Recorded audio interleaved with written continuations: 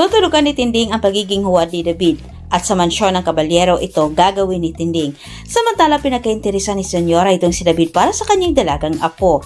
Siyang maging dahilan para mabuko na itong si David. Nagpahatid ng imbitasyon itong si Senyora Calaramon para sa kanyang intensyon na irito ang kanyang apo dito kay David.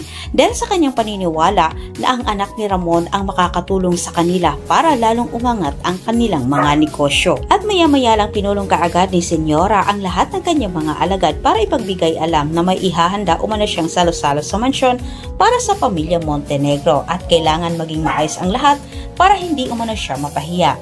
Ngunit ang binanggit naman ni Senyora ang pangalan Montenegro ay laking gulat na lang nila Tinding at Noy. Si Ramon naman ang unang pumasok sa isip ni Tinding at Noy.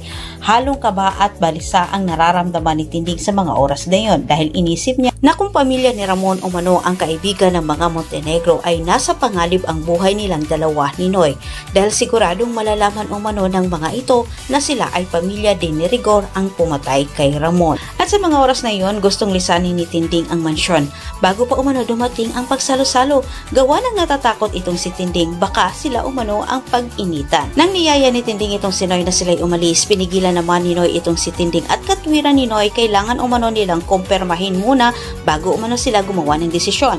Pinaintindi ni Noy kay Tinding na kapag tamang umano ang kanilang hinala na pamilya ito ni Tanggol ay tamang pagkakataon na umano para matulungan nila si Tanggol.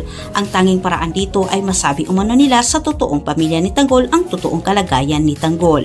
Bagay na napaisip din itong si Tinding at tilang may pinaplano din siya. Samantala sa kabilang banda, natutuwa naman itong si David nang sinabi ni Ramon sa kanya na sila'y inimbitahan umano ni Senyora Bettina. Dahil gusto umano ni Senyora na ipakilala ito kay David. Inisip tuloy ni David na kapag sila umano ang magkatuluyan sa apo ni Bettina ay lalo umano siyang yayaman nito. Pero ang hindi niya alam may naghihintay na malaking palakid sa mansyon kabalyero para sa kanya. At dito po nagtatapos ang ating advance episode.